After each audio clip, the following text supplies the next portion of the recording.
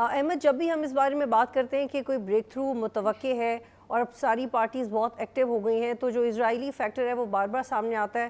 اس وقت ہاکس کیا سوچ رہے ہیں، وہ جو امریکہ میں بیٹھے ہیں، جن کے پیچھے اسرائیلی لابی کام کر رہی ہے، کیا ٹرمپ ان کو کانفیڈنس ملیں گے؟ کیا یہ ہو سکتا ہے، یا آنے والے وقت میں اگر کوئی معاہدہ ہوتا بھی ہے تو اسرائیل جو کرے گا وہ یک طرفہ طور پہ کرے گا؟ جی، یہ بہت امپورٹنٹ بات ہے۔ اسپوائلرز جو ہیں اس کانفلکٹ میں شروع سے بہت زیادہ امپورٹنٹ رول انہوں نے، بہت زیادہ ڈینجرس، بہت زیادہ امپورٹنٹ، بہت زیادہ جو ہے خطرناک کردار انہوں نے پلے کیا ہے اس سارے کانفلکٹ کے اندر۔ اور اس کانفلکٹ کے اندر اسپوائلرز کی بھی بہت ساری لیئرز ہیں۔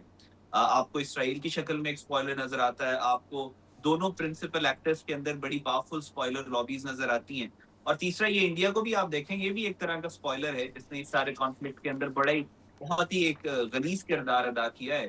لیکن بات یہ ہے کہ اسپوائلرز ہمیشہ، ظاہر ہے اسپوائلرز تو یہی چاہیں گے کہ کسی طریقے سے یہ کانفلکٹ جو ہے یہ ختم نہ ہو، اور یہ کانفلکٹ بڑھتا جائے۔ آپ کا پچھلے 2 سال میں آپ دیکھ لیں، 800 دنوں میں چوتھی دفعہ اسرائیل نے ایران کے اوپر حملہ کیا ہے، اور بل کلنٹن بھی یہ کہہ چکا ہے کہ یہ جو حملے ہو رہے ہیں صرف اس وجہ سے کہ نتن یاہو اقتدار میں رہ سکے۔ تو نتن یاہو کے لیے ایک طرح کی یہ لائف لائن ہے۔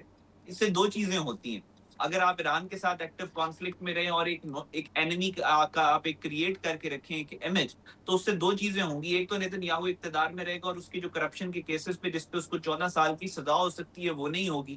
دوسرا یہ کہ امریکہ سے آپ کی جو ایڈ ہے وہ آتی رہے گی۔ تو ان دونوں وجوہات کی بنا پہ ان کے لیے تو بہت ضروری ہے کہ وہ اس جنگ کو کنٹینیوڈ رکھیں، لیکن اسپوائلرز کی ایک لمٹ ہے۔ اب آئی تھنک وہ جو اسٹرکچرل چینجز اس وقت مڈل ایسٹ کے اندر آ رہی ہیں، امریکہ کے اندر آ رہی ہیں، امریکہ کے اندر میک امریکہ گریٹ اور اس کے بعد اینٹی اسرائیل سینٹیمنٹ اپنی تاریخ میں اس وقت سب سے زیادہ ہے۔ سو ساری چیزوں کی وجہ سے جو اسٹرکچرل چینجز آ رہی ہے، آئی تھنک اسپوائلرز کی جو اسپیس ہے وہ ڈیکریز ہو چکی ہے۔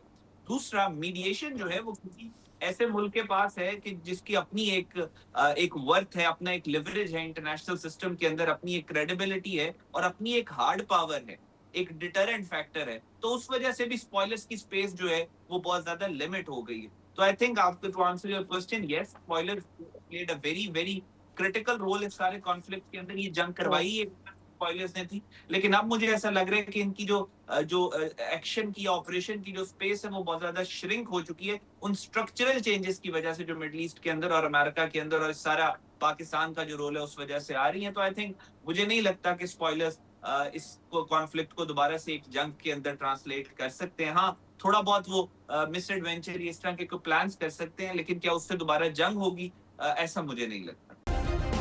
سبسکرائب کریں اور بیل دبائیں تاکہ کوئی خبر رہ نہ جائے۔